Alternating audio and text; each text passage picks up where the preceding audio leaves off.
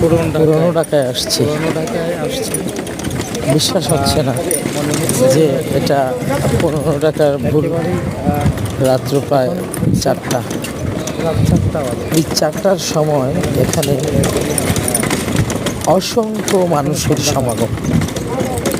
এক কথায় সকালবেলা মানুষ ঢাকার ঐতিহ্যবাহী এরকম।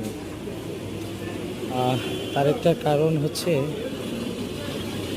এখানে ঐতিহ্যবাহী, এটা এক ধরনের বিরিয়ানির গলি গলি গলি বা বিরিয়ানির হাট বলতে পারেন। এটা এক ধরনের বিরিয়ানির হাট। এই দেখেন এখানে এত সকাল, এত ভোরে এখানে যে খাওয়ার যে একটা আমেজ চলতেছে, প্রত্যেকটাই দোকান খোলা।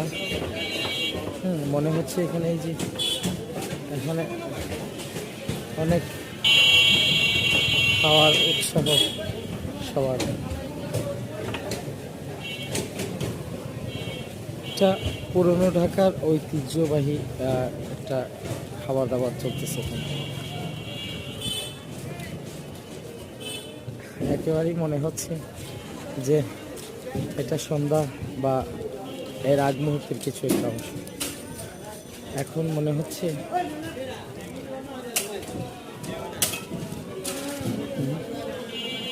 এখানে সবাই খুব ইয়ে করে, এখানে সবাই খুব শখ করে আসে খাওয়ার জন্য। আমরাও আসছিলাম, খেয়ে নিলাম। প্রত্যেকটা দোকানই এখানে শুধু বিরিয়ানির জন্য। পুরান ঢাকার বিরিয়ানি, ঐতিহ্যবাহী খাওয়ান। আমি তেমন একটা খেতে পারিনি কারণ আমার খিদা ছিল না, তারপরেও খেলাম। ঠিক আছে, এই পর্যন্ত আপনাদের কাছে রাখলাম।